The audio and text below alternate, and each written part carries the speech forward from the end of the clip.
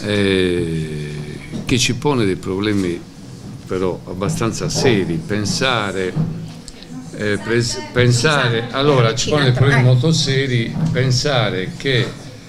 l'età media dei nostri assistiti sta salendo e purtroppo, ad esempio, tutte le settimane c'è qualche genitore appunto, che non c'è più, insomma, purtroppo è il ciclo della vita, e abbiamo una fascia di persone che hanno diversi gradi di disabilità, però potrebbero anche con un minimo di supporto vivere da soli, che si troveranno. Questa è una delle nuove sfide, nuovi impegni che ci troviamo a dover affrontare, e spero a non doverci far carico come aspetto sanitario, psichiatrico. È una fascia che sta crescendo e che non deve finire, né può trovare soluzione neanche dal punto di vista economico, deve finire in strutture che dovrebbero essere sempre più grandi, perché questa fascia di persone, ripeto, appunto, sta salendo.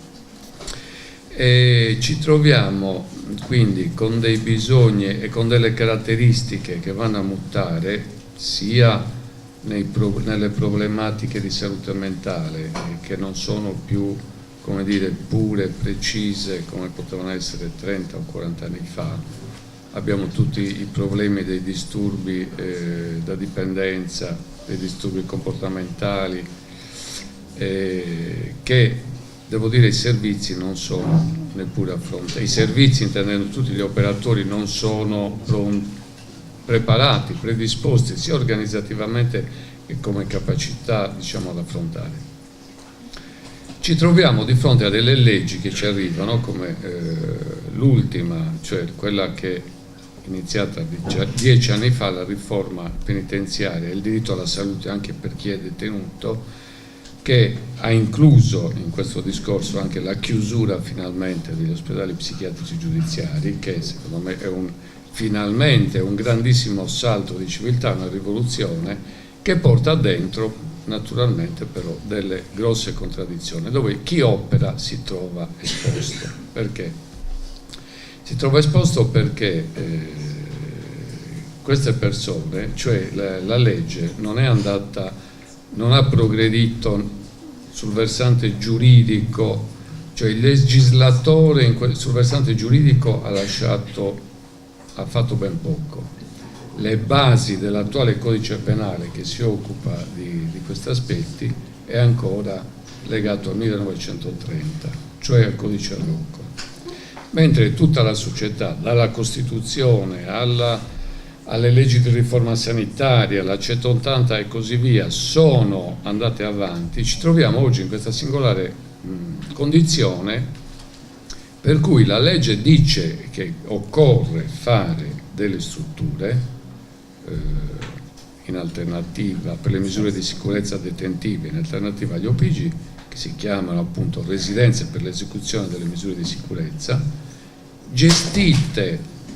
dal personale sanitario, perché dovrebbero essere anche delle strutture terapeutiche e riabilitative, diciamo, e gestite dal personale sanitario per persone in condizioni di detenzione e le quali, se devono uscire da questa struttura, non sono chiuse, non sono in TSO o in cure obbligatorie, devono stare lì. Però se devono uscire perché una di queste persone ha avuto un'appendicite, va alla polizia penitenziaria e la accompagna all'ospedale e la piantona nell'ospedale. Poi la riporta nella REMS, dove c'è il personale sanitario che dovrebbe fare un lavoro, diciamo, terapeutico e riabilitativo. Ora, quindi ci troviamo all'interno di grosse contraddizioni, ci troviamo all'interno di un discorso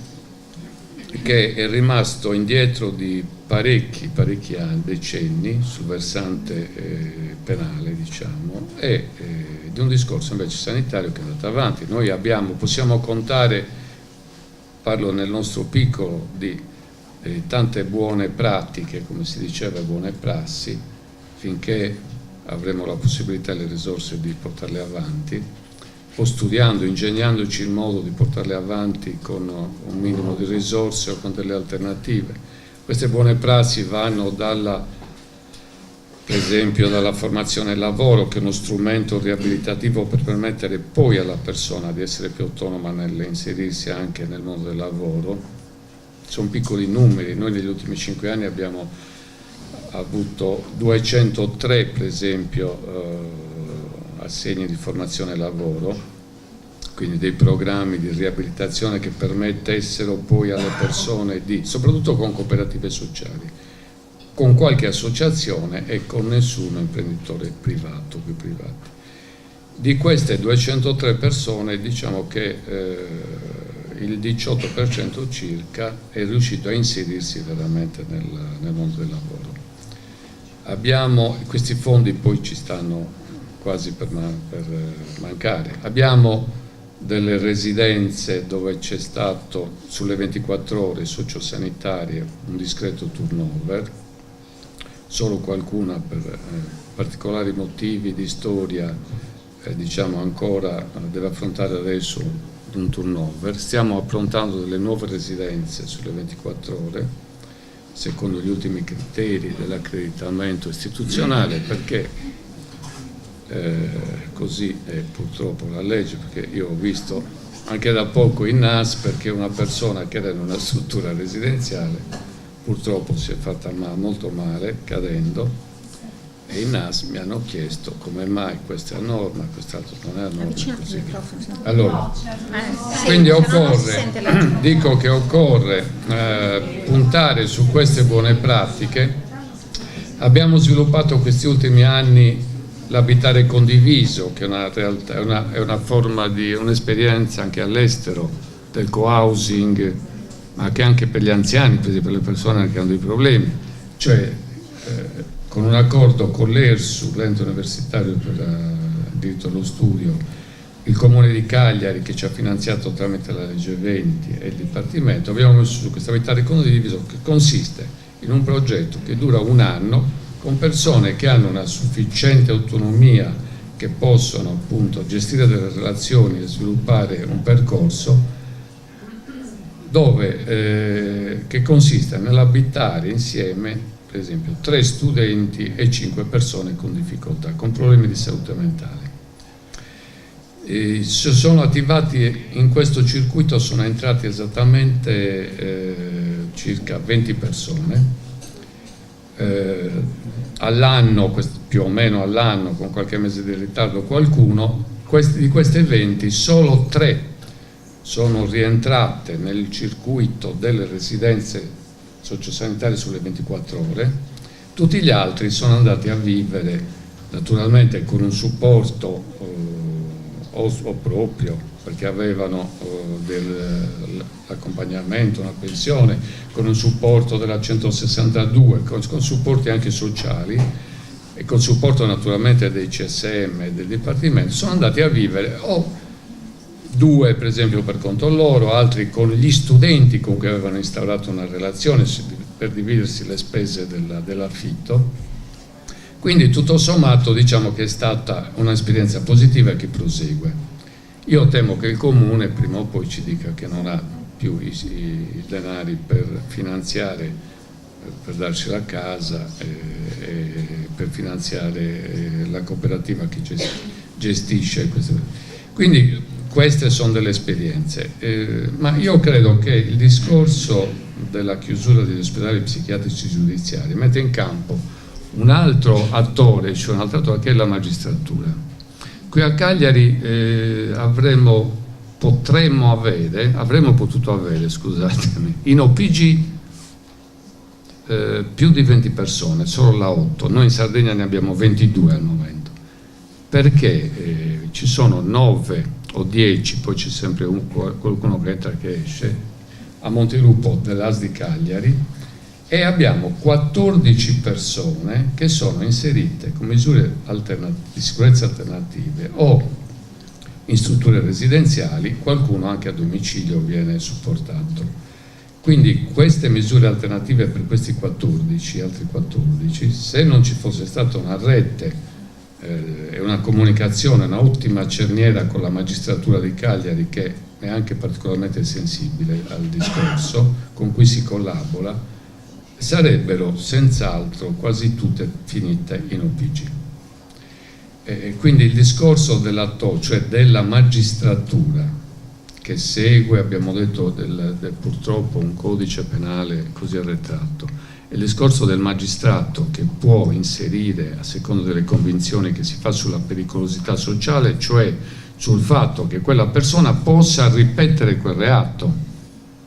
perché per fortuna almeno a Cagliari e gran parte della magistratura ha superato il preconcetto che pericolosità sociale significa avere una diagnosi psichiatrica, insomma, avere un disturbo mentale. Quindi dico, questo il magistrato però da altre parti della Sardegna, a Sassari, a Nuoro, a Olbia, dove ci sono gli altri tribunali, può benissimo decidere di farsi fare una perizia da un qualsiasi psichiatra che dice che quella persona è pericolosa, che può ripetere il reato, e inviarlo, in questo caso non in OPG, ma inviarlo in una REMS, per cui i posti della REMS, se non, stante questa situazione, soprattutto io la vedo al nord della Sardegna, penso che neppure raddoppiando basterebbero. Quindi il discorso qual è? La norma al momento ci dice che queste REMS devono essere fatte, cioè la legge ci dice questo, perché un magistrato che è di fronte a un grave reato e a una condizione mentale, a una patologia in quel momento grave, non può fare altro, così ci dicono anche quelli più, come dire, più aperti, non può fare altro che inviarlo in una REMS, che è un luogo di custodia dove uno è obbligato a curarsi. Se vogliamo vederci qualcosa di positivo, ci diciamo che il magistrato deve per legge porre un termine a questa espiazione, a questa detenzione, e dopodiché la persona deve uscire dalla REMS. Quindi il problema è quello della rete, e quello della rete sia tra i servizi sanitari, i dipartimenti, i comuni, i servizi sociali, le famiglie e la magistratura, perché ognuno di questi da solo non può affrontare né vincere la sfida delle REMS, cioè il fatto che poi di fatto le persone veramente che hanno commesso dei reati gravi come omicidi, soprattutto intrafamiliari, e che appartengono, visto in Sardegna, allo spettro psicotico, se vogliamo dargli un'accezione diagnostica, che sono 11. Sono 11 complessivamente quelli che che hanno commesso i reati intrafamiliari, 7 diciamo gli omicidi, alcuni di questi 4 secondo la nostra definizione, cioè secondo la valutazione dei dipartimenti sardi, sarebbero da REMS, quindi alla fine il numero è anche basso, però la norma ci dice che devono andare lì, e ho paura che questo numero può aumentare, non di omicidi, ma di altri reati anche minori, ripetuti, di persone, di pazienti che si trovano in condizione di deriva sociale,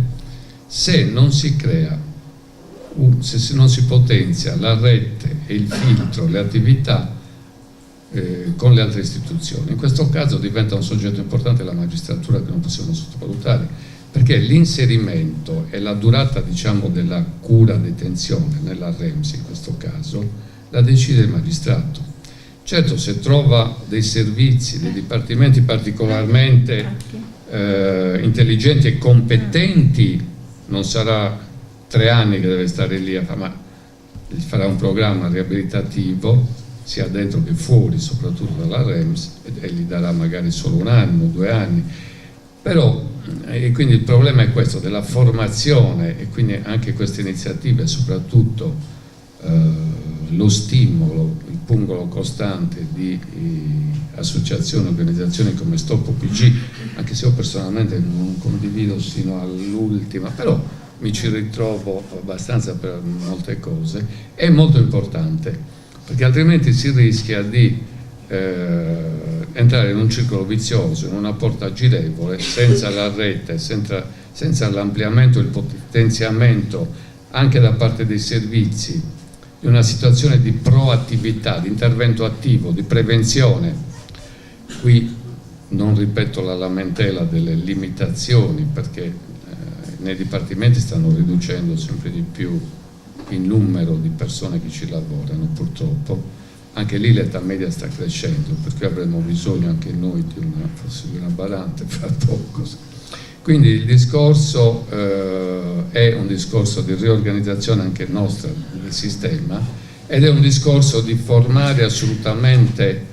mettere intorno al tavolo dei progetti, in questo caso